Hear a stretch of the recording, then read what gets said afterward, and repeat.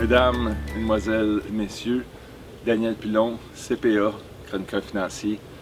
Bienvenue à cette capsule extrêmement spéciale qui va vous illustrer que c'est parfois très payant de faire affaire avec un comptable qualifié, CPA de préférence, pour faire son impôt personnel.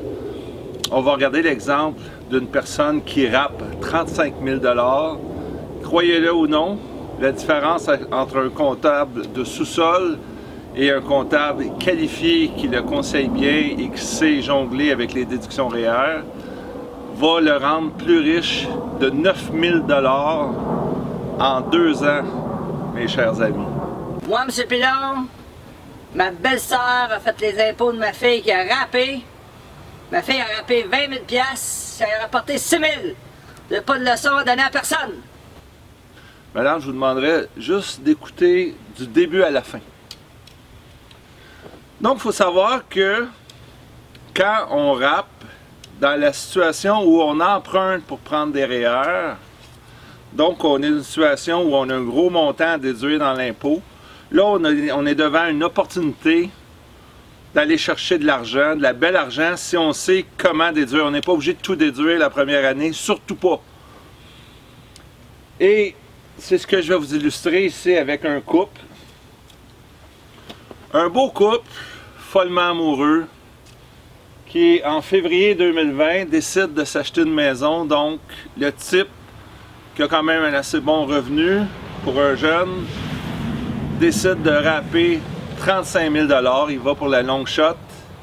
Il emprunte 35 000 $ et il détient ça pendant 90 jours pour respecter les règles et achète la maison en juin 2020. Le couple est complètement en amour et entre-temps, madame tombe enceinte en avril 2020 et ils vont avoir des beaux jumeaux en janvier 2021. J'en ai mis 2 pour les fins d'exemple, ça va aller mieux pour illustrer au lieu d'en faire un par année puis alourdir tout ça. Donc, dans l'année 2019, on voit ici que les REER peuvent être déduits en 2019. Est-ce qu'il faut les déduire? Ça va être ça que je vais vous montrer. En 2019, il n'y a pas d'enfants dans l'impôt. Donc, pas d'allocation familiale, etc. Si on fait des impôts sans déduction, sans déduire les REER, parce que le type, il va voir un comptable professionnel CPA qui prend le temps de lui expliquer. L'autre, il explique, bon ben là, regarde, j'achète une maison, on va avoir des enfants bientôt, etc., etc. Donc, si on fait les impôts sans déduction REER, qui est la bonne idée, ça va leur coûter 13 000 d'impôts. Bon, il y a de l'impôt retenu à la source sur les salaires, donc, mais au total, ça leur coûte 13 000 $ d'impôts. Aucun bonbon. Il n'y a rien pour les enfants, il n'y a pas de crédit TPS, il n'y a pas de crédit solidarité, parce que monsieur gagne 45 000, madame gagne 30 000. Si ils font affaire avec un comptable de sous-sol ou de table de cuisine, au choix, ben, s'il déduit totalement le 35 000 du revenu de monsieur, qui est 45 000, ben là, à ce moment-là, en impôt total, ça va leur coûter 3 600 au lieu de 13 000. Ils vont avoir des petits bonbons, crédit TPS, crédit solidarité qui vont embarquer. Donc, ça va leur coûter net par rapport à l'État 2 500. Je fais des chiffrons, là. Donc, ça leur donne 10 500 $ d'avoir déduit au complet le 35 000 $ cette année-là. Donc, on va dire qu'en 2020, la vie continue. Les deux travaillent. La femme est enceinte. Elle tombe en congé là, préventif vers la fin de l'année. En 2021, elle prend son congé de maternité. Elle recommence à travailler tranquillement. Et il va avoir pas une gardienne, une technicienne, je pense qu'on dit en service de garde, qui va lui charger 8 000 $ pour les flots là, pour la deuxième partie de l'année, peu importe là, la période exacte. Et qu'est-ce que ça va faire, ça? Ben, en 2021, ça va devenir intéressant de déduire les REER. Mais là, comme elle a une meilleure année en 2020 qu'en 2021, où elle va reprendre son souffle et avoir moins de revenus, ben, on est mieux d'attendre en 2021. Et qu'est-ce qui arrive en 2021? Monsieur a fait un peu d'overtime, il y a eu une promotion, il gagne 60 000, madame, elle a fait 20 000 au total.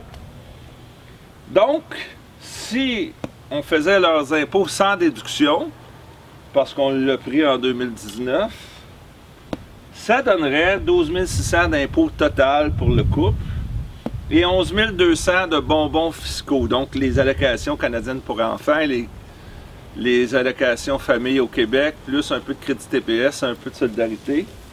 Ça les rendrait nets par rapport à l'État 1400 $ short.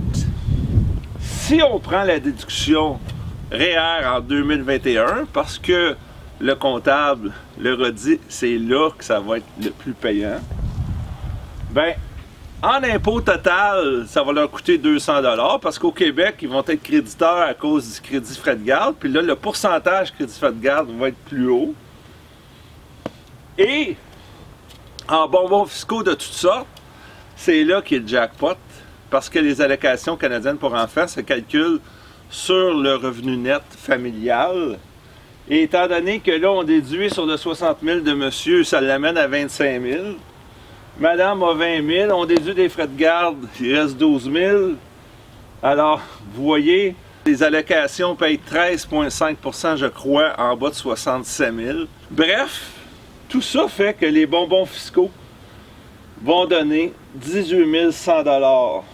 Allocation canadienne pour enfants, allocation famille, crédit TPS, crédit solidarité.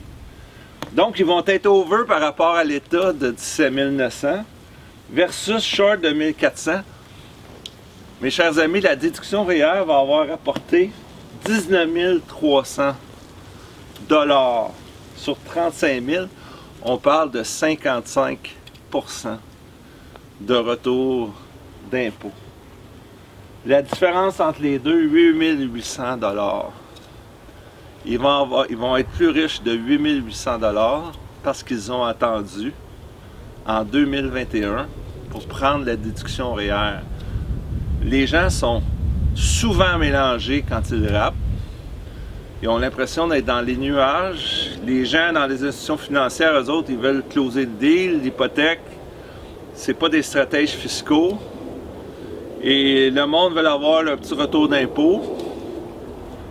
Alors, s'ils savaient qu'au lieu d'avoir 30 %, ils pourraient avoir 55 % de retour, je crois que poser la question nous donne la réponse.